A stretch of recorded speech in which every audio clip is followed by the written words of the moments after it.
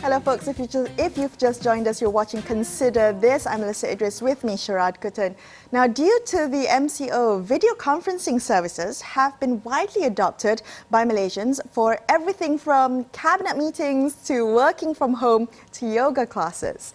However, today, the National Security Council, in a letter addressed to top civil servants, had warned that hackers could be listening to their video conferencing conversations. Now, this is after the National Cybersecurity Agency had detected various forms of cyber attacks during the MCO. Joining us on the line now to discuss further the concerns surrounding cybersecurity is Razwan Mokhtar, a cybersecurity consultant. Razwan, good evening. Thank you so much for joining us on the show tonight. Now, there are all these concerns about cybersecurity floating around, being voiced. Now, how should people make sense of these concerns that are currently being voiced around compromised cybersecurity? Yeah, thank you very much for having me. Yes, we notice a lot of incidents or threats happening around the world, right? So this is including with the video streaming.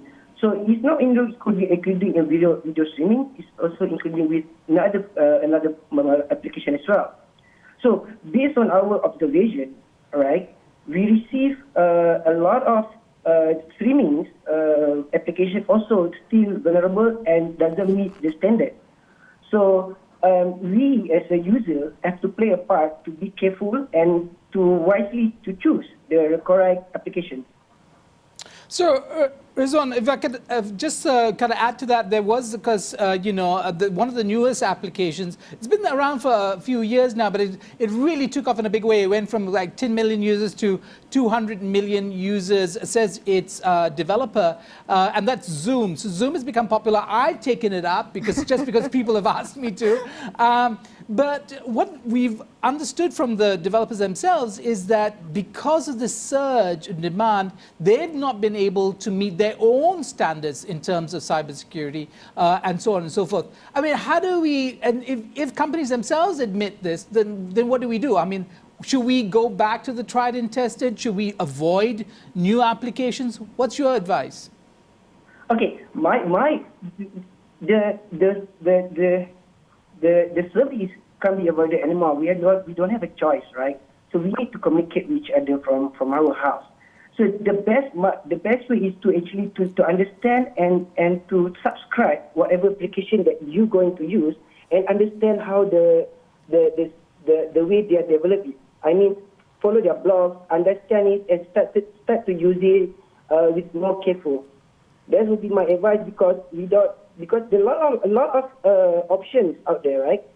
So which one is the best? Even the best also still get hacked. So make sure that you have everything updated. You follow what advice that's being provided by CSM, and make sure that you do not simply click around with all these COVID-19 campaigns.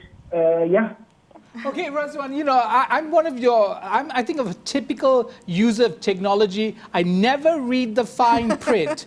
South Park has warned me about the dangers of not reading the fine print when it comes to technology. But you've asked us to have a level of involvement in our take-up of technology that I think is not really matched to the average person. What could we, I mean, are you saying that we just have to be more responsible when we choose the technology or platform that we want to use? Yes, of course. Of course, we need to be more careful. We need to understand it and careful and take our time. Because everything is hyper-connected now, right? So we have so many options out there. Even the younger generation have all these TikTok, Bigo Live. Everything is available for them. So they can switch in any application within a few seconds, right? So, of course, when the option is a lot available out there, we need to be more careful. We need to understand what we're doing. We need to understand our circle. So whoever that suggests such application, we need to read it by our own. We need to validate it. We cannot only hear it. Yeah. Well, Razwan, many of us are not as tech savvy as we'd like to be. And what's happened is in this past couple of days is there's been a rise in rumors and speculation and misinformation. I'd like you to address some of them. There have been some discussion about, dubious financial transactions, online banking transactions linked to the use of live conferencing apps. Could you help address those rumors for us?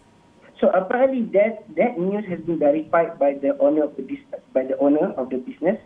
So I can't go further with it. But however, remember this, all right? So there's two sides. There's one side from the owner of the server or the application, right? And one side is our side.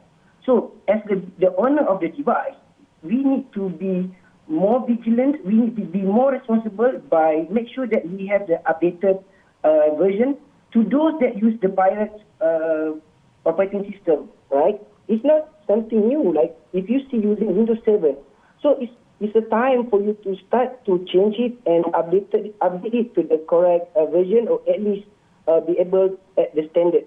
So anything happen, the other people, the support center be able to help you guys. If you're running a pirate computer, if you're running old versions, we can't help you guys anymore. So it is important for you guys to look into this. To the people out there. So. All right. I also want to address the fact that, after the MCO and, in a time of COVID-19, we will be living differently, we will be working differently, we will be, a lot more dependency on online transactions, buying things online, having them delivered to the house without actually leaving the comforts of our own home. So is the Malaysian cybersecurity infrastructure built to sustain this? Can we have trust in the system that our data, that we will be protected as consumers? Okay, so I'm a cybersecurity consultant. So when I talk about are we ready to have this, in terms of the security, we over here are working really hard to ensure that we have to make sure everyone follow the standard, also to secure that or give a latest advice.